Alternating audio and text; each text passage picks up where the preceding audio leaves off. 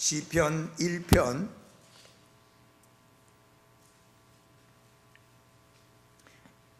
2절부터 4절까지 있는 말씀을 보겠습니다. 그는 주의 율법을 기뻐하며 그분의 율법을 밤낮으로 묵상하는도다. 그는 물이 있는 강가에 심은 나무 곧 제철에 열매를 맺는 나무 같으며 그의 잎사귀 또한 시들지 아니하리로다. 그가 하는 것은 무엇이든지 형통하리로다. 경건치 아니한 자들은 그렇지 아니하며 오직 바람에 날리는 겨와 같도다. 우리 앉기 전에 이렇게 하겠습니다. 행복한 한 해가 되시기 바랍니다. 그렇게 인사하십시오. 네.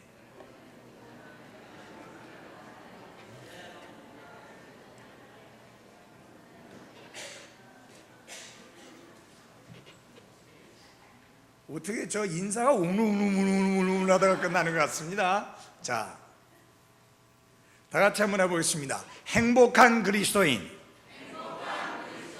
한 번 더요. 행복한 그리스도인. 여러분은 행복한 그리스도인 맞습니까? 주님은 행복에 관심이 없으신 것이 아니라 관심이 많으십니다.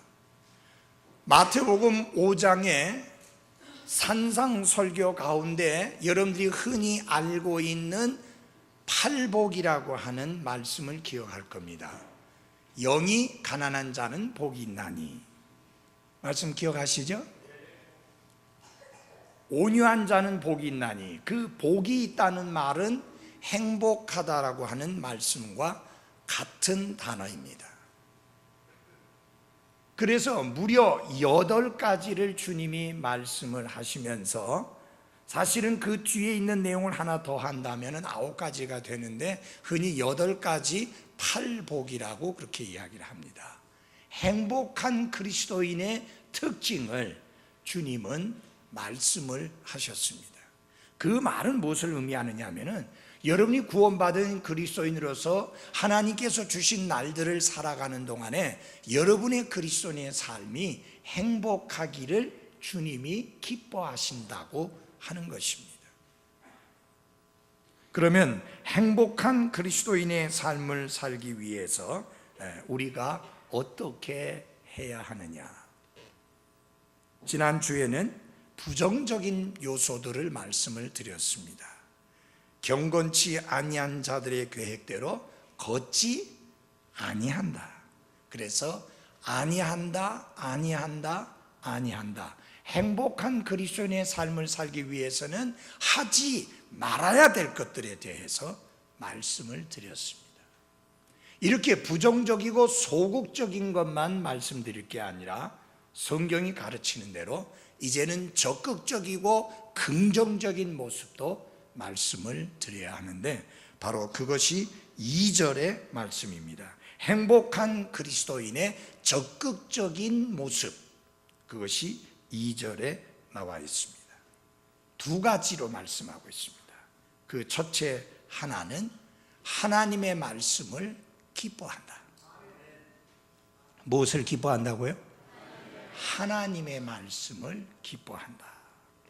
여기 주의 율법이라 이렇게 되어 있습니다. 개역성경에 여호와의 율법이라고 되어 있는데, 여호와라고 하는 거룩한 이름은 우리 입술에 올려서는 되지 않는 거룩하신 하나님의 이름이기 때문에, 하나님께서 그 거룩하신 하나님의 이름 대신에 주신 것이 아도나이라고 하는 이름을 주셨는데, 그게 주라고 하는 말입니다.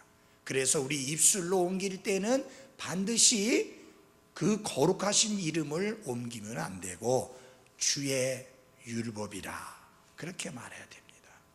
이 찬송가들 중에 보면 여호와라는 이름이 들어가 있는 찬송 가사들이 많이 있는데 그것은 잘못된 것입니다. 그 거룩하신 이름은 마치 옛날 오래전에 우리가 황제의 이름을 입에 올리지 아니하고 폐하, 전하라고만 했지 않습니까? 여러분 세종대왕 이름 아세요? 모르잖아요. 왜? 이름으로 부르지를 않았었기 때문에. 폐하, 전하 이렇게 했었기 때문에. 인간도 일개국의 왕이나 황제 이름을 함부로 부를 수 없어서 다른 칭호로 부른 것처럼, 여러분 카이사르라고 하는 게 이름이 아닙니다. 황제를 호칭하는 호칭입니다. 그들은 감히 황제 이름을 부를 수가 없었습니다. 인간 황제, 인간 왕의 이름을 부를 수 없다면 어떻게 거룩하신 하나님의 이름을 함부로 입에 올리며 부를 수 있습니까? 그것은 합당치 아니한 겁니다. 성경을 기록한 기록자들도, 그리고 성경을 옮겨서 적는 서기관들도 이 거룩하신 하나님의 이름이 나오면 이제까지 쓰던 붓을, 펜을 더 이상 사용하지 않았습니다. 그건 내팽개쳐 버리고 새 붓을 사용해서, 새 펜을 사용해서 그 거룩하신 이름을 적었습니다. 그리고 이 이름이 나오게 되면은, 이 이름을 적게 되면은 목욕을 했습니다. 그리고 이 거룩하신 이름을 적을 정도입니다. 그래서 인간들이 그 입술에 그 거룩하신 이름을 오르내리기를 원치 않았습니다. 그러므로 흠정역 성경대로 주의 율법이라고 하는 것이 합당한 것입니다. 그래서 일반적으로 주인을 의미하는 주하고 분리를 하기 위해서, 구분하기 위해서 우리 개역 성경에서는 주라고 하는 말을, 아니 흠정역 성경에서 고딕체로 쓰면서 진한 글씨로, 큰 글씨로 해놔서 표가 나게 되어 있습니다. 영어로는 LORD를 전부 대문자로 써가지고 분명하게 구분을 했습니다. 일반적으로 주인을 의미하는 LORD, 로드는 전부 다 소문자로 써버렸지만은 거룩하신 하나님을 의미할 때는 이것을 전부 대문자로 썼습니다. 저희 흠정역 성경에는 주라고 하는 말이 진한 글씨로 되어 있습니다. 고딕체로. 보이는가요? 아침이라 좀 눈이 흐려가고 잘 안 보이나요? 보이죠? 네. 이 주의 율법이라고 하는 것은 좁은 의미로 볼 때는 십계명, 그리고 모세 오경, 이것을 모세에 의해서 기록되어진 창세기, 출애굽기, 레위기, 민수기, 신명기 요 5권을 이야기합니다. 좁은 의미로 이야기할 때는. 그러나 넓은 의미에서 주의 율법이라고 하는 것은 총체적으로 하나님이 인간에게 주신 하나님의 말씀, 주의 말씀을 의미합니다.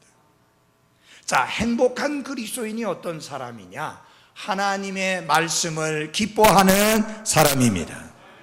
어떤 사람은 돈을 기뻐합니다. 제가 여기서 말하는 돈을 기뻐한다는, 여기 하나님의 말씀을 기뻐한다는 말의 의미는 뭐냐면은, 여러분 누군가 여러분에게 좋은 선물을 주면은 기쁘잖아요. 그래서 기뻐하는 그것을 말하는 게 아닙니다. 그의 기쁨의 중심에 하나님의 말씀이 있다, 그 말입니다. 정말로 행복한 그리스도인은 어떤 사람이냐? 그의 기쁨의 중심에 하나님의 말씀이 있는 사람입니다. 돈이 아닙니다. 명예가 아닙니다. 권력이 아닙니다. 출세하는 게 아닙니다. 성공하는 게 아닙니다. 하나님의 말씀이 그 기쁨의 중심에 있는 사람, 바로 그 사람이 행복한 그리스도인이다. 여기에서 왜 하나님은 주의 율법이라고 표현을 했을까요? 아까도 말씀드렸지만은 주라고 하는 이름의 뜻은 어떤 뜻을 가지고 있느냐? 하나님의 거룩하신 이름으로서 과거에도 계시고 지금도 계시고 앞으로도 계실 분이라는 그런 의미를 가지고 있는 것이 주, 그런 뜻입니다. 그러니까 주의 율법이라고 이렇게 말씀을 하게 된 것은 바로 이 하나님의 말씀의 성격을 우리에게 보여주시고 가르쳐 주시는 말씀입니다. 하나님은 과거에도 계셨고 지금도 계시고 앞으로도 계시는 영원하신 하나님이십니다. 그 영원하신 하나님의 말씀이다 라고 하는 뜻입니다. 주의 율법이라는 표현을 쓴 것은, 아까 말씀드렸죠. 주는 어제도 계시고 오늘도 계시고 내일도 계시는 영원하시는 스스로 계시는 하나님을 의미한다고 말씀드렸는데, 바로 그 영원하신 하나님의 말씀이라는 말인데, 그 말의 의미가 무슨 말이냐? 옛날 사람들도 이 말씀을 따라 살았을 때 행복했습니다. 지금도 이 시대를 살아가는 우리가 이 말씀을 붙들고 살 때 행복할 수 있습니다. 그리고 미래를 살아가는 사람들도 이 말씀을 붙들고 살 때 비로소 행복할 수 있는 것입니다.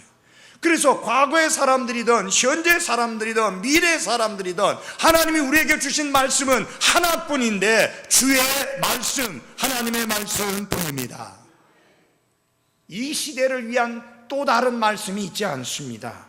미래를 위한 또 다른 말씀이 있지 않습니다. 창세기 1장 1절서부터 요한계시록 22장 21절까지 신구약 성경 66권 1189장으로 나누어진 이 하나님의 말씀이 과거에도 인간의 행복을 위한 유일한 말씀이었고, 지금도 그리고 앞으로도 행복한 그리스도인의 삶을 위한 유일한 말씀이기 때문에 우리는 이 말씀을 붙들고 이 말씀을 따라 살아가야 하는 것입니다. 그게 주의 율법이라는 말을 사용한 근거인 것입니다. 영원하신 말씀이다. 시대를 초월한 진리의 말씀이다. 아멘. 시대를 초월한 진리의 말씀입니다.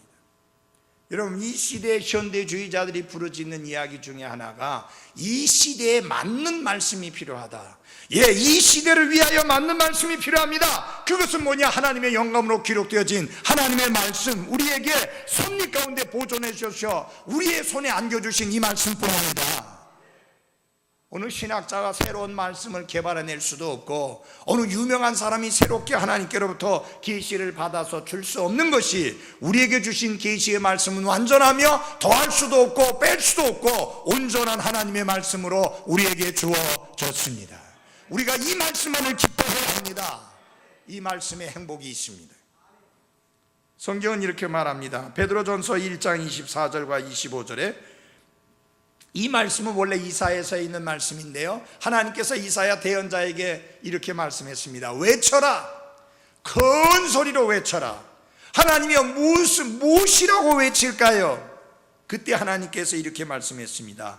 모든 육체는 풀과 같고 사람의 모든 영광은 풀의 꽃과 같으니라. 그렇게 외치라고 그랬습니다. 저도 이 시간에 외칩니다. 여러분, 모든 육체는 풀과 같으며 사람의 모든 영광은 풀의 꽃과 같습니다. 구원받은 그리스도인이 이런 거 위에서 먹고 마시고 살아서는 아니 될 것입니다. 그리고 또 하나님이 외칩니다. 풀은 마르고 그것의 꽃은 떨어지되 오직 주의 말씀은 영원토록 지속되나니. 여러분, 우리가 외쳐야 될 말씀이 이 말씀입니다. 인간의 육체는 풀의 꽃과 같지만 하나님의 말씀은 세세 무궁토록 영원히 있게 될 것입니다. 영원한 진리의 말씀, 시대를 초월한 진리의 말씀을 붙들고 이 말씀을 기뻐하며 사는 그리스도인이 행복한 그리스도인이다. 우리의 신앙생활에 유익이 될 만한 기독교 서적들이 많이 있습니다. 부정하지 않습니다. 왜냐하면 저도 15,000권 이상의 책들을 가지고 있으니까요. 그러나 그 어떤 책들도 하나님의 말씀을 대신하거나 하나님의 말씀을 뛰어넘는 것이 전혀 없습니다. 그 책들에는 간간히 독소들이 들어있을 수 있지만은 하나님의 말씀에는 전혀 독소가 없습니다. 그래서 이 말씀 붙들고 사십시오. 이 말씀이 무엇이라고 말씀하고 있는가를 알기 위하여 기도하고 묵상하고 관찰하고 깊이 살피는 그런 성도들로 살아가시기를 바랍니다. 이 바둑을 두는 분들 보니까, 잘 들어보세요. 바둑 두는 분들 보니까 바둑에 대한 집착이 대단해요. 밤샘 쉽게 하더라고요. 한 번 앉아갖고 몇 시간씩 두는 거 쉽게 하더라고요. 여러분, 그렇게 하려면 어떻게 해야 돼요? 바둑에 미쳐버려야 됩니다. 네. 나는 여러분들이 하나님의 말씀에 미칠 수 있기를 바랍니다. 예수님께 미칠 수 있기를 바랍니다. 정말 하나님의 말씀과 함께 보낸 시간이 언제 벌써 이 정도 지나갔나 할 정도로 말씀 속에 푹 잠기는 성도들이 되시기를 바랍니다. 여러분 잘 들어보십시오. 여러분 바둑을 둔다, 무슨 골프를 한다, 야구를 한다, 운동을 한다, 그것은 취미입니다. 취미가 우리의 영적 생활의 우선순위보다 더 앞서가지 않도록 주의해야 됩니다.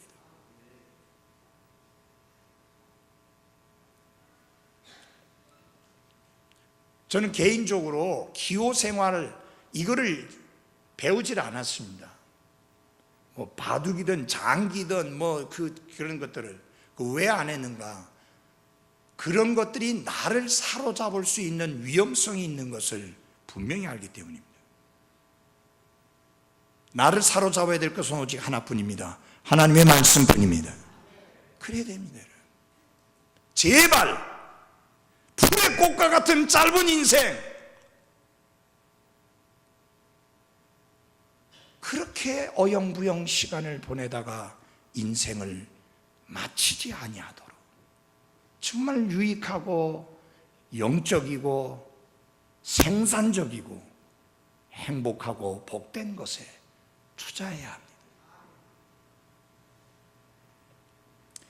이 말씀은 시대를 초월한 삶의 원리를 제시하고 있고, 동일한 말씀을 오늘 내가 삶의 장에서 붙들고 살 때 내 삶의 진정한 행복이 보장된다는 사실을 잊지 마시기를 바랍니다.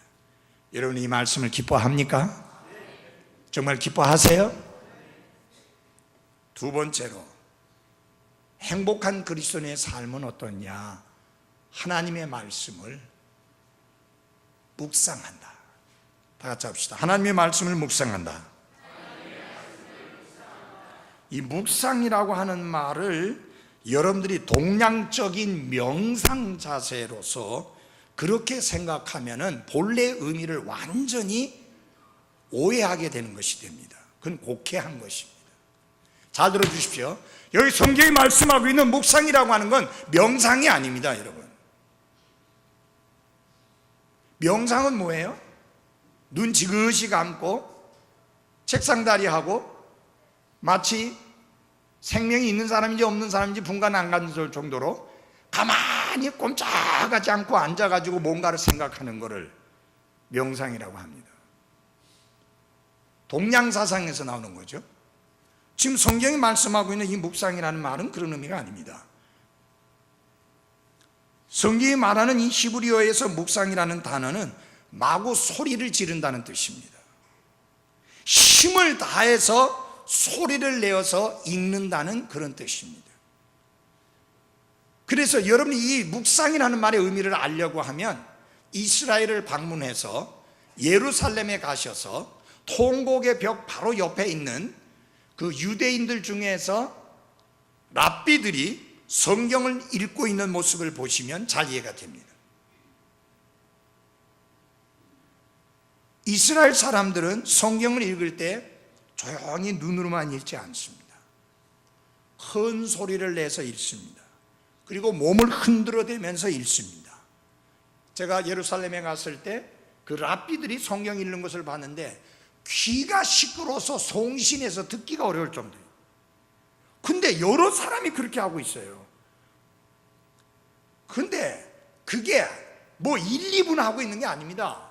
무지 오랫동안 하고 있습니다. 이러면서 소리를 내면서. 그러면 이게 무슨 의미를 담고 있는 거냐? 내가 지금 이 말씀을 중요하게 여기고 이 말씀을 따라 살겠다고 하는 강력한 의지를 나타내는 게 묵상이라는 말입니다. 그러니까 이 말씀을 계속 반복해서 읽으면서 하나님, 내가 이 말씀대로 살겠습니다. 이 말씀대로 순종하겠습니다. 이 말씀대로 복종하겠습니다. 이 말씀대로 내가 변화되겠습니다. 그런 의미를 담고 있는 게 그게 묵상입니다. 졸다가 그냥 스스로 씩 가버리는 입신 상태를 말하는 게 아닙니다. 하나님의 말씀, 이 소중한 말씀, 이 말씀에 의해서 살아야 하고 이 말씀에 의해서 인생을 설계해야 하고 이 말씀에 따라서 내가 복종하겠다고 하는 그런 의지를 담고 고백하는 내용이, 그래서 소리쳐서 읽는 것이 묵상의 참된 의미입니다.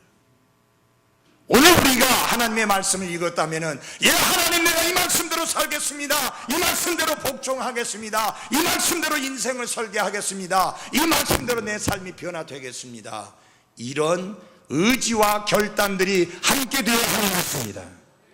여러분, 근본주의 독립침례교회의 중요한 시간이 무슨 시간인 줄 압니까? 초청 시간입니다. 결단의 시간입니다. 말씀을 듣고 아멘만 하고 그냥 아무 부담 없이 돌아가는 것이 아니라, 그 말씀대로 살겠습니다, 그 말씀대로 인생을 설계하겠습니다, 그 말씀대로 순종하겠습니다, 그 말씀대로 내 삶을 바꾸겠습니다 라고 하는 결단의 시간, 그 시간이 제일 중요한 시간입니다. 참된 경배는 하나님의 계시와 인간의 응답이 만나는 것입니다. The revelation of God, 하나님의 계시와 the response of man, 인간의 응답이 만날 때 진정한 경배가 드려지는 것입니다.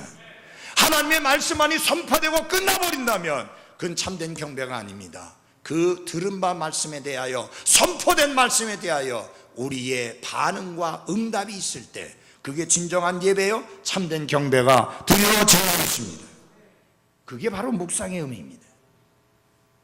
행복한 그리스도인은 말씀을 듣고 그냥 흘려버림으로 양심이 찔림받아서 계속 양심의 가책을 받으면서 힘들게 살아가는 그리스도인이 아니라, 들은 바 말씀에 의해서 내가 그렇게 살겠다고 결단하고 응답함으로 인하여 기쁨이 충만한 가운데 살아가는 그리스도인이 행복한 그리스도인입니다.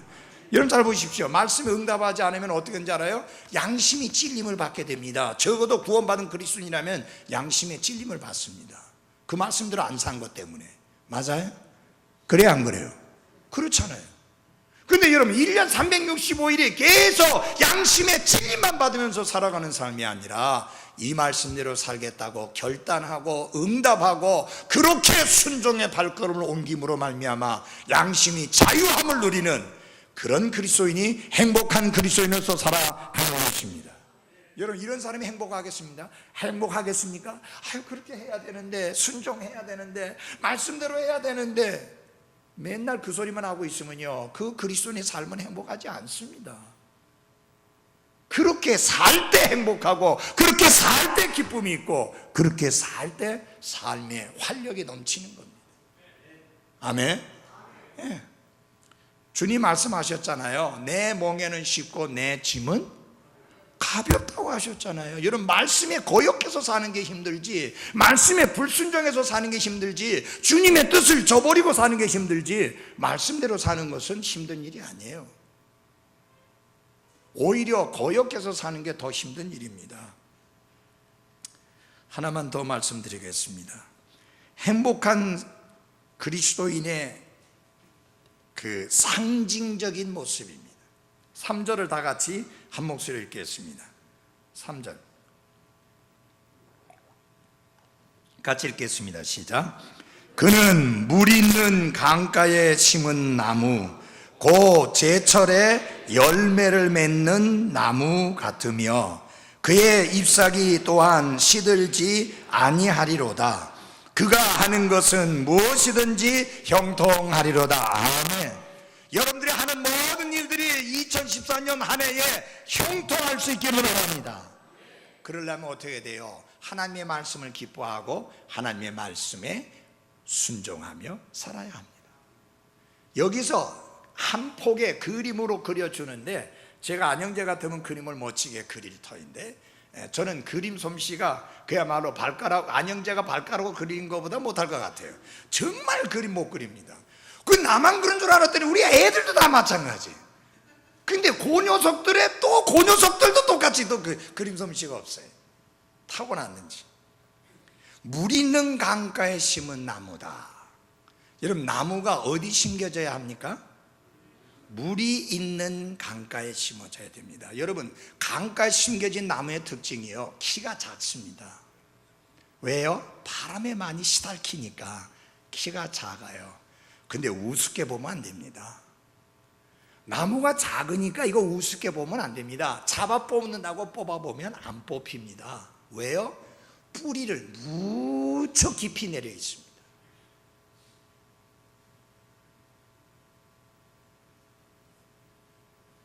사랑하는 그리스도인 여러분, 행복한 그리스도인의 모습은 강가에 심은 나무와 같다, 그렇게 했습니다. 그러면서 뭐라고 말합니까? 제철에 열매를 맺는다. 여러분, 제철에 열매 맺어야죠. 여러분, 과일 중에서 어느 과일이 제일 좋으냐? 제철에 열매 맺는 과일이 제일 좋습니다. 요새는요, 하도 이 비닐하우스 때문에 하우스로 농사를 짓다 보니까요, 겨울에도 딸기 먹고 수박 먹고, 맞죠? 근데 실상은 그 별로 그렇게 제철에 나오는 것만큼 좋지 않습니다. 이 하나님이 얼마나 놀랍게 하셨습니까?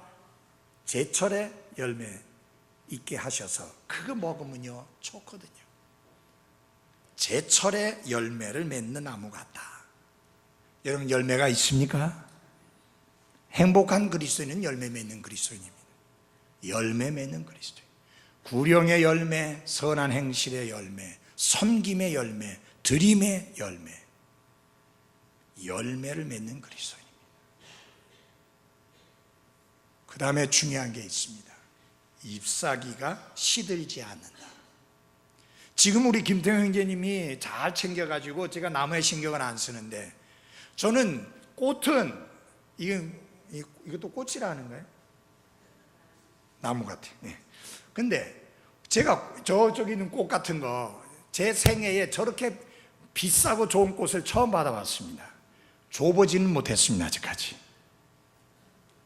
근데 제가 꽃을 단장하는 걸 싫어하는 이유가 정말 수고도 들어가고 돈도 많이 들어가는데 한 주만 지나면 비실비실 시들어버리니까 너무 싫은 거예요. 이거는 몇 달씩 하잖아요. 너무 좋잖아요. 시들지 아니하며 잎사귀가. 그런데 우리가 옛날에 김태형 형제 오기 전에는요, 나무를 좋아해서 사다 놓으면 비실비실해서 죽고 비실비실해서 죽고 많이 죽였습니다. 제일 보기 싫은 것 중 하나가 잎사귀가 마르는 거예요. 짜증나. 마음 아파요. 사랑하는 여러분, 여러분의 삶이 잎사귀가 푸르듯이 삶이 정말 활기가 넘쳐야 합니다. 제가 제일 좋아하는 나무는 어떤 나무인지 아세요? 사시사철 파란 나무. 아니, 저는 꽃은 별 상관없어요. 신경 안 써요. 사시사철 파라면 돼. 그래서 저는 사철나무를 좋아합니다. 사시사철 파라니까. 그 저기 큰 나무 있잖아요. 오늘은 여기 안 갖다 놨는데 큰 나무 사시사철 파랗잖아요. 언제나 저 2층에 올라올 때마다 탁 쳐다보면 기분이 좋아요. 나를 반겨주는데 비실비실 해갖고 맞아주는 게 아니라 그냥 파랗게 맞아주니까, 저는 성도들을 볼 때 좀 이렇게 사시사철 1년 365일 52주 만날 때마다 활기가 넘치고 생기가 넘치는 그리스도의 모습을 볼 수 있기를 원합니다. 만나면서 형제 뭐 걱정이 있어요? 자매님 뭐 문제 있어요? 이렇게 묻지 않아도 되도록 그냥 얼굴이 밝고 기쁨이 충만해서 잎사귀가 항상 푸르른 그런 복된 그리스도의 삶을 살아가십시오. 그래서 하는 일이 형통하리로다. 아멘. 잘 들어주십시오. 형통하다고 그랬습니다. 성공한다, 부자 된다, 그 말이 아니고 형통하다. 여러분, 형통이 언제서 옵니까? 여호수아서 1장에 보니까 내가 네게 시키는 대로 내 말씀을 따라 행할 때 내가 형통하리라. 말씀대로 순종하는 삶이 형통한 삶입니다. 아무리 잘 풀리는 것 같아도 말씀 거역하면 그건 형통한 삶이 아닙니다. 그런데 여기 하나님은 행복한 사람과 그렇지 않은 사람을 뭘로 비교하느냐? 겨와 비교했습니다. 바람에 날리는 겨. 1장 4절 같이 큰 소리 읽겠습니다. 시작. 경건치 아니한 자들은 그렇지 아니하며 오직 바람에 날리는 겨와 같도다. 여러분의 인생은 강가에 심은 나무와 같습니까? 아니면 바람에 날리는 겨와 같습니까? 여러분의 삶의 모습은 영구적인 가치를 지닌 삶입니까? 아니면 순간적인 삶입니까? 강가에 심은 나무의 열매는 얼마나 가치가 있습니까? 바람에 날리는 겨는 쓸모가 없습니다. 무익하고 해를 끼칠 뿐입니다. 결론적으로 말씀드립니다. 행복한 삶을 살려면 어떻게 해야 되느냐? 교제가 중요합니다. 교제. 누구와 교제하느냐가 중요합니다. 여러분은 하루의 대부분의 생활을 누구와 보내고 있습니까? 아니, 제가 말씀드리는 것은 직장 생활 말고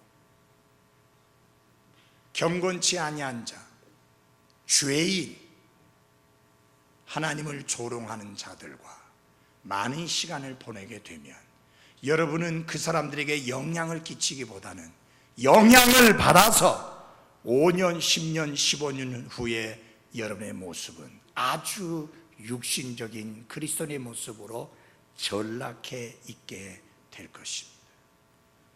내 주변 사람들이 경건치 아니한 사람들로 둘러싸여 있다면, 하나님이 없는 사람들로 둘러싸여 있다면 그들을 전도하기 위해서 만나는 것은 좋지만, 하나님이 없이 목표가 없이 하나님을 거스리며 살아가는 부정적인 인생을 사는 사람들과 끊임없이 어울린다면 여러분의 인생은 그런 사람들의 영향을 받게 될 것입니다.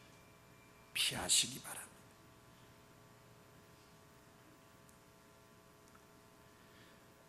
여러분의 친구는 어떤 사람입니까?